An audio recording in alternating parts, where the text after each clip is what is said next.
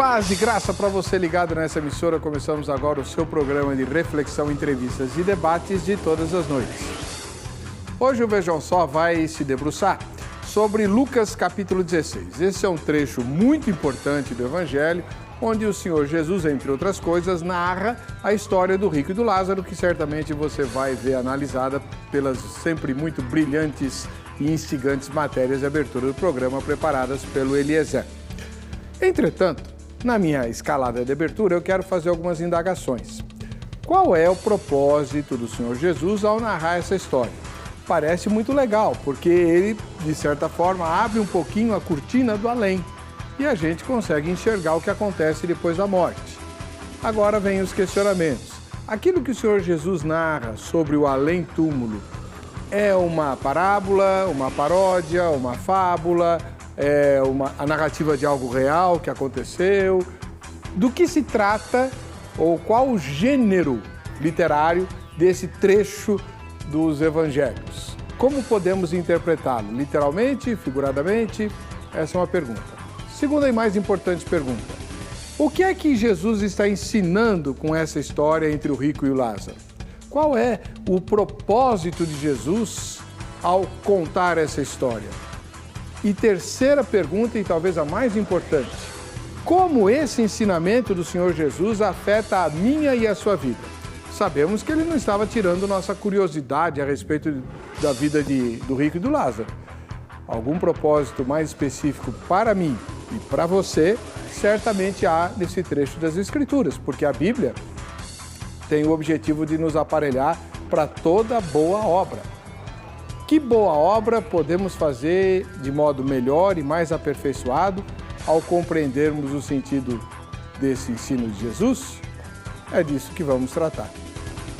Está no ar, no canal que ele tem o programa dele, e ministro da Igreja Adventista do Sétimo Dia, lá na TV Novo Mundo. Pastor Leandro Quadros, seja muito bem-vindo. Paz e graça, tudo bem? Paz e graça, reverendo, satisfação estar aqui novamente. Satisfação também conhecer o pastor Tiago e entregar o nosso abraço, pastor, aqui a toda a HIT TV, em nome da equipe da Novo Tempo também. O irmão pastor é a igreja local ou só frequenta? Só frequento. Eu trabalho na Novo Tempo especificamente. Então, qual é o dia e horário de exibição do seu programa? Reverendo, o nosso programa, o Na Mira da Verdade, é todas as segundas-feiras à noite, às 9 horas da noite, ao vivo. E aí as reprises, quinta, às 9 da manhã e sexta, às 5 horas da tarde. TV Novo Tempo. TV Novo Tempo. Muito obrigado pela presença. Eu que agradeço. Voltando ao programa, vejam só, faz um tempão que ele não vem. Pastor Tiago Abdala, da Igreja Batista Nova Esperança. Paz e graça, pastor Tiago. Tudo bom? Paz e graça, pastor Heber. Paz e graça, pastor Leandro. É um prazer estar aqui com vocês, participar desse programa e poder conversar um pouquinho sobre a parábola do rico e o Lázaro. Prazer estar de volta. Muito grande. Onde fica a Igreja Batista Nova Esperança? Ela fica na rua Horácio Távora Bacurau, número 10. Ela fica muito próxima do metrô Tucuruvi, pertinho também do Carrefour do Tucuruvi. Então, é um prazer quem quiser nos visitar. Mais uma vez a nossa gratidão, pastor Leandro, pela sua estada aqui. Muito obrigado, reverendo. E a gente queria saber do irmão, como que os irmãos interpretam esse texto? Nós interpretamos, reverendo, e o pastor Tiago, nosso amigo telespectador, realmente como uma parábola, né? Nós entendemos que é uma parábola, reverendo, por alguns motivos. Primeiro, pela perícope ou bloco de ideias no qual se encontra o relato. Segundo, pelos detalhes da própria narrativa. E em terceiro, entre outros pontos, pelo ensinamento bíblico de que a punição dos ímpios será algo futuro. Então, fazendo a primeira análise da perícope, a parábola, a história do rico e Lázaro, né, se encontra num bloco de ideias, numa perícope, em que Cristo começa a tratar do assunto no capítulo 15 e vai até o capítulo 17, verso 10. E o recurso literário que ele se utiliza para se comunicar aqui com os discípulos e com os fariseus também são as parábolas. Então nós pensamos o seguinte, que ao delimitar a perícope, seria muito estranho nós imaginarmos que, por exemplo, o administrador astuto é a parábola, rico e Lázaro não é. Aí tem a parábola da dracma perdida, ovelha perdida, o filho perdido. Então nós cremos que se neste bloco de assuntos, né, Cristo se utiliza da parábola como recurso literário, nós não temos um porquê de não crer que o relato do rico e Lázaro também não seja. Alguns autores eu sei que argumentam, por exemplo, que pelo fato de Cristo ter dado um nome na parábola, isso significa que é literal. Mas eu faço minha citação do Dr. Grant Osborne, que escreveu aquele livro Espiral Hermenêutica, né? Ele diz que o fato de dar nome à parábola não torna aquilo um relato literal, porque o objetivo é destacar que o pobre tinha muito mais importância que o rico, né? Então, esse seria esse aspecto pela delimitação da perícope, vemos que é uma parábola porque está num contexto parabólico. Quanto aos detalhes da parábola, pastores, nós vemos alguns detalhes que são inviáveis interpretarmos como literal, né? Por exemplo, aqui fala, no verso 23, que no Hades, onde estava sendo atormentado, ele olhou para cima e viu Abraão de longe. Mesmo que exista um abismo, o próprio Abraão fala no relato entre ambos, ainda era possível ver. Então imagine que cena aterradora, né? Se isso aqui é literal, então todos os salvos poderão ver os ímpios atormentados no inferno e os que estão no inferno poderão ver os salvos no céu, ou seja, o céu será o lugar mais desagradável do mundo. Um outro detalhe da parábola é que no verso 24, o rico pede para Abraão mandar Lázaro molhar a ponta do dedo na água e refrescar a língua, ou seja, não é um espírito ou uma alma no Guiena, no Hades, na verdade, não é? Mas é um relato de um corpo. Agora, há um detalhe, para finalizar, e aí eu vou deixar, obviamente, o pastor expressar a opinião. Em Mateus 25, 31 a 46, a gente percebe que a separação dos cabritos e dos bodes, né, entre ímpios e justos, ocorrerá na segunda vinda de Cristo, né? Então, nós não cremos, por exemplo, que o indivíduo esteja sofrendo corporeamente no inferno agora, mas que ele será, sim, jogado num lago de fogo após a volta de Jesus. E nós cremos, reverendo e o pastor Tiago, que esse lançar no lago de fogo após o milênio de Apocalipse 20, o indivíduo será castigado, sim, proporcionalmente às suas obras, para depois vir o fim de tudo. Então, essas são algumas das razões para nós crermos, né, que é uma parábola, depois nós podemos ver o significado, né, da lição espiritual do relato. Uma das virtudes que o irmão tem, e que eu admiro bastante, é o seu poder de síntese e clareza de ideias. Meu irmão, muito obrigado. O senhor é um ótimo debatedor por causa disso. Opa, obrigado. Agora o pastor Tiago Abdala, com a mesma liberdade, como é que a gente entende esse texto e por quê? Joia. Eu também concordo com o fato de que, dentro do contexto mais amplo, do contexto literário de Lucas, nós temos aqui uma parábola, embora essa parábola ela queira nos trazer ensinamentos reais sobre aspectos que estão na vida pós-morte. E também fazendo o link entre riqueza, né, e o confiar na riqueza e o destino eterno, no caso aqui do rico, contrastando com o destino eterno do Lázaro, né? O contexto de Lucas 16 vem falando muito sobre o aspecto da riqueza. Por exemplo, se nós olhamos para Lucas 16, 13, nós vamos observar Jesus dizendo que nenhum servo pode servir a dois senhores, pois odiará um e amará o outro, ou se dedicará a um e desprezará o outro. Vocês não podem servir a Deus e aos dinheiros. Então, e ao dinheiro.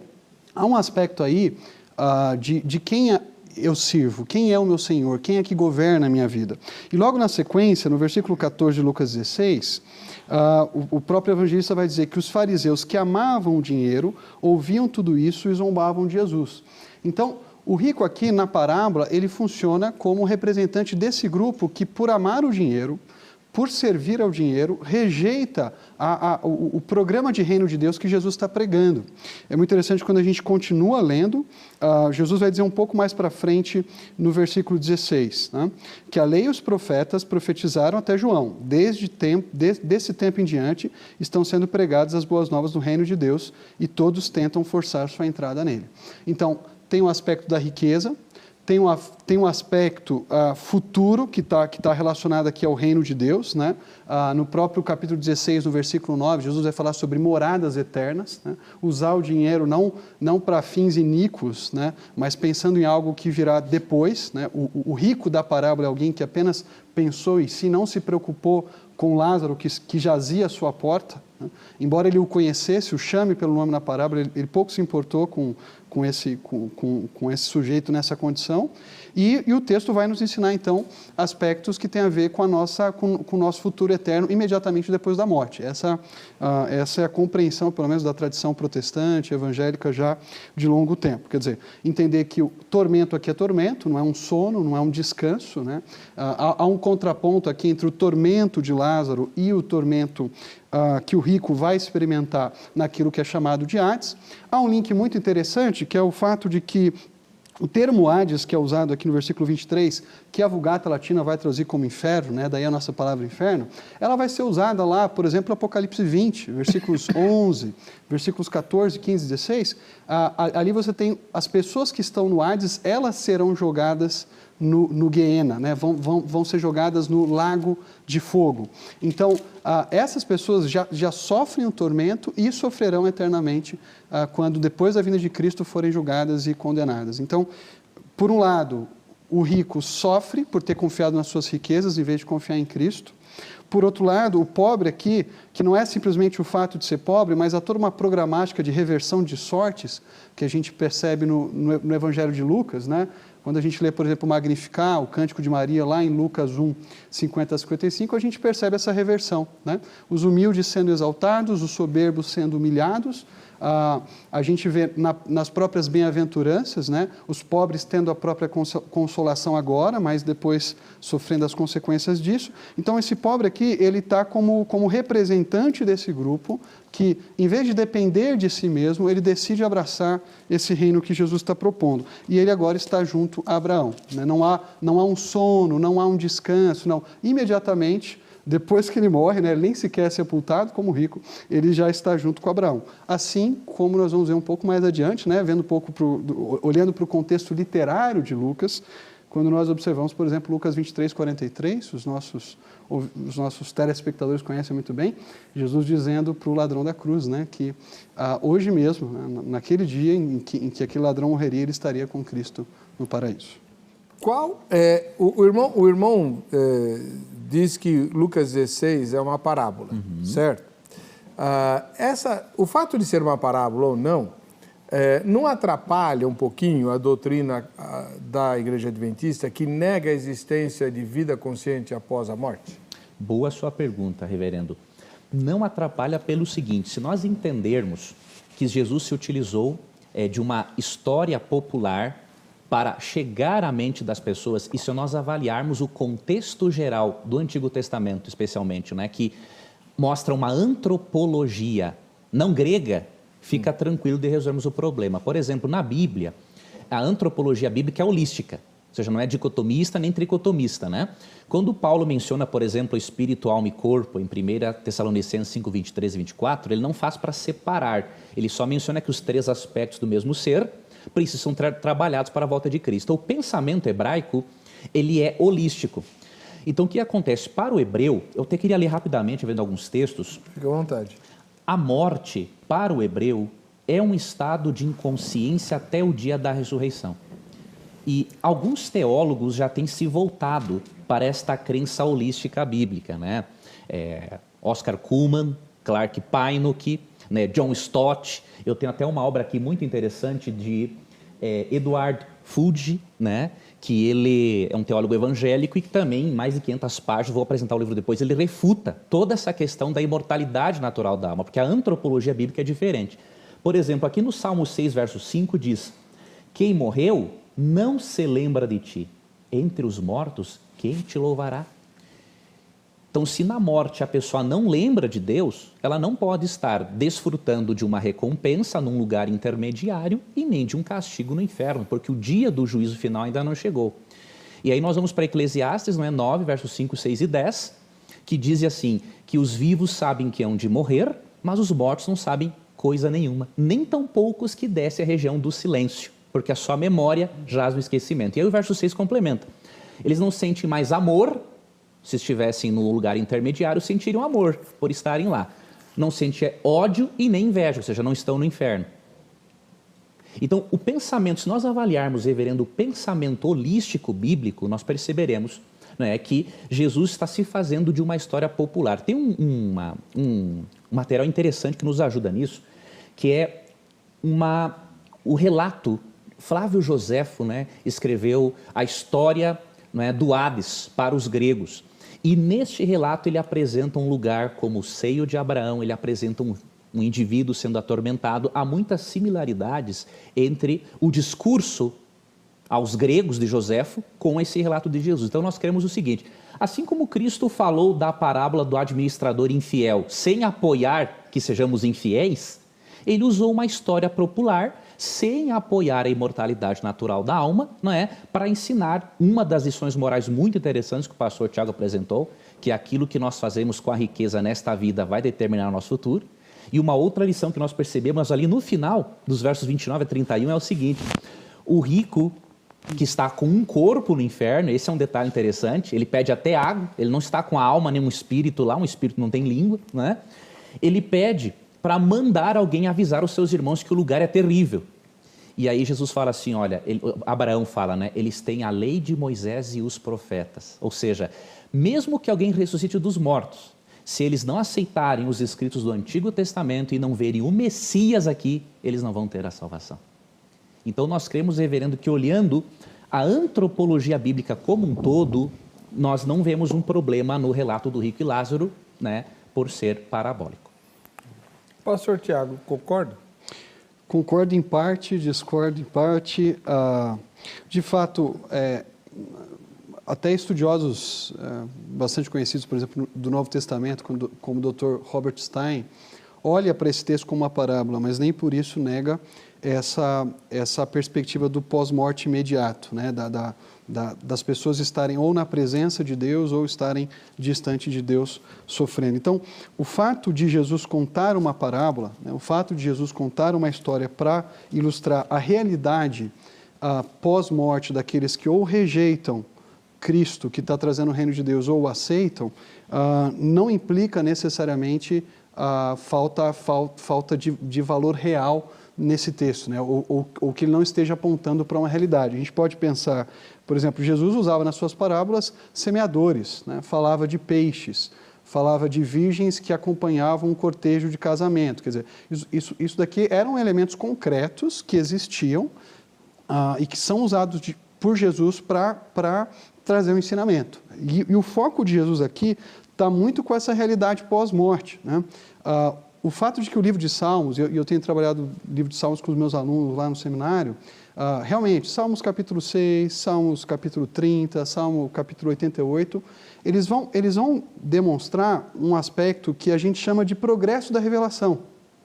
Então, alguns elementos que no Antigo Testamento não estavam tão claros, estavam mais obscuros, à medida que a revelação vai progredindo, eles vão se tornando mais claros e mais nítidos. Por exemplo, quando Deus chega para a mulher lá em Gênesis 3 e diz que o descendente dela pisaria a cabeça da serpente, nós não conseguimos, olhando apenas para aquele texto, já fazer um link direto com a crucificação de Jesus, com a vitória sobre o diabo, com a redenção que Deus traz para os seres humanos. É à medida que a revelação vai progredindo que isso vai se tornando mais claro. Esse é o mesmo aspecto na questão pós-morte. Ainda que isso não fosse tão nítido para os salmistas, à medida que o Antigo Testamento passa, e aí nós chegamos, por exemplo, em Daniel 12, que fala sobre a esperança da ressurreição, a condenação eterna para os ímpios e a salvação eterna dos justos, e isso vai se tornando mais nítido, porque para os salmistas nem expectativa de ressurreição está claro.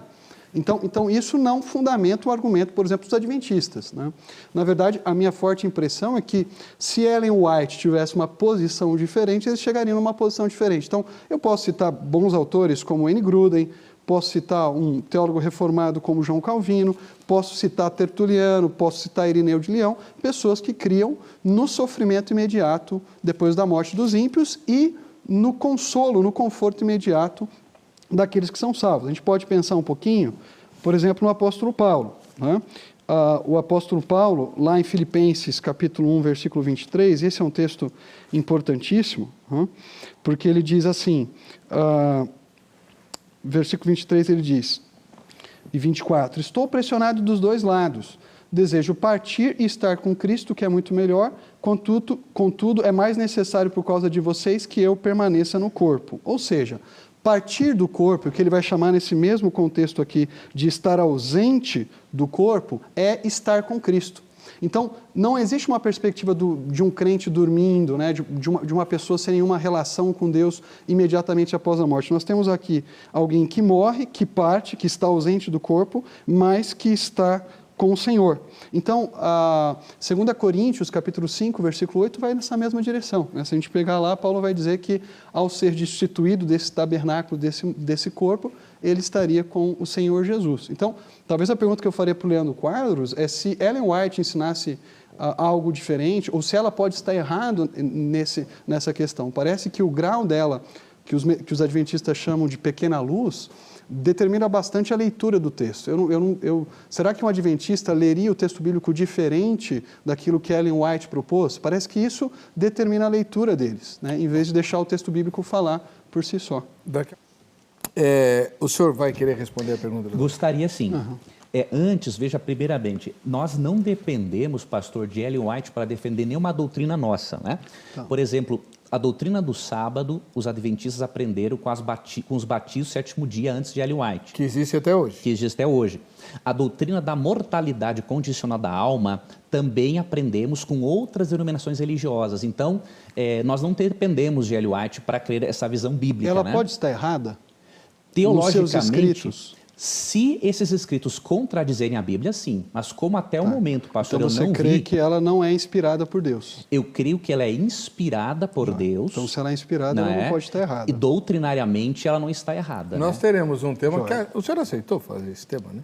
Sim, numa outra ocasião, para discutir graus de inspiração, exato. Profeta canônico ou não então canônico. Essa seara aí, se Ellen White é inspirada ou deixa de ser, vamos que é o que entrar você está perguntando, o pastor Leandro Quadros, para minha surpresa, aceitou vir debater a proposta de um outro irmão aí, e a gente vai então falar disso nesse dia, tá bom? É que me parece que isso influencia muito a leitura de Lucas 16. Os escritos de Calvino não influenciam os calvinistas? Mas eles não têm o poder de inspiração. Eu conheço muitos calvinistas, por exemplo, que discordam de aspectos tanto do ensino de Calvino quanto da própria confissão de Westminster em alguns temas. Ninguém trata Calvino como inspirado por Deus. Aqui tem certo? Eu aprecio muito Calvino, admiro a teologia de Calvino, aprendo demais com Calvino, mas eu não trato Calvino como uma luz menor que vai me dar a chave para entender o texto bíblico. Aí é uma coisa importante, pastor, que tu mencionou. Eu concordo com Você é calvinista? Fala logo. Eu sou cristão, né? Tá bom. E admiro o Só um detalhe para continuar nos textos, pastor. A nossa compreensão de Ellen White como luz menor não é para ela servir de intérprete da Bíblia. Por exemplo, ela mesma diz no livro Primeiros Escritos, página 7 e 8, é o seguinte: recomendo-vos, caro leitor, a Bíblia como única regra de fé e prática. Então, nós não usamos ela para essa leitura bíblica. Mas nós vamos discutir isso num A gente pode, tópico. Sim. Mas ela é imbuída de autoridade, né? Sim, autoridade de fé. É imbuída de autoridade. Que isso? Confissão de fé, não é? Não, confissão de fé já... Não, tá bom. Imbuída de autoridade, não. Tá. No dia que a gente for discutir os escritos, nós vamos... Eu vou estar aqui. Eu queria comentar, reverendo e pastor, a questão da revelação progressiva. Eu concordo com o pastor que há realmente uma revelação progressiva na Bíblia, mas por que eu não concordo em relação à alma após a morte? Porque quando nós vamos para o Novo Testamento, nós percebemos que o ensino a respeito do sono da alma é o mesmo. Por exemplo, você vai em João 11, 11 a 14, Cristo compara a morte a um sono. Não cremos só no sono do corpo, porque a Bíblia não faz separação entre alma e corpo. Na ressurreição de Lázaro. Né? Na ressurreição de Lázaro. Em 1 Coríntios 15, 23 e Tessalonicenses 4, 13, Paulo compara a morte a um sono.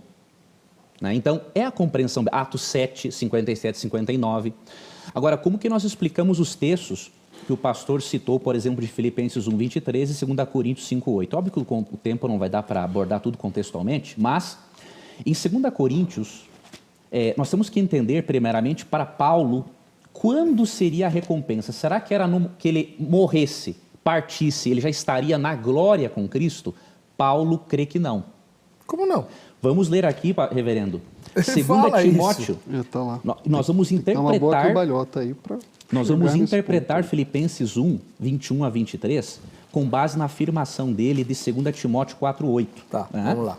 Que diz assim: agora me está reservada a coroa da justiça, que o Senhor, justo juiz, me dará naquele dia. Agora, qual dia? E não somente a mim, mas também a todos os que amam a sua vinda. Certo. Então, nós não cremos numa lógica, por exemplo, a alma vai para um lugar intermediário. recebe a recompensa. Aí no dia da ressurreição, essa alma desce para o corpo para só depois receber a coroa. Não, nós cremos que a recompensa é na volta de Cristo. Então, quando ele fala partir e estar com Cristo, é óbvio, a pessoa quando morre, mesmo estando inconsciente, se ele é um filho de Deus, ele pertence a Deus. Mas nós cremos que o estar com Cristo, literalmente, presencialmente, é na volta de Jesus. Porque 2 Timóteo 4,8 diz que a coroa da justiça é dada naquele dia.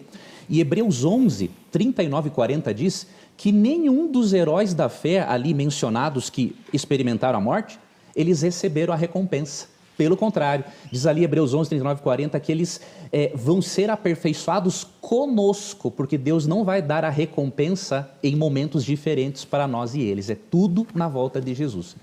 Tá. Aliás, esse é um ótimo texto para temas. Hebreus 11, 39 e 40. Isso. Ótimo. Já tenho o tema para minha reunião de pauta. Tá bom. Tem tempo ainda, Angélica? Tá. Pastor. Eu acho que isso não explica o fato de que Paulo fala que estar ausente do corpo é habitar com o Senhor, né?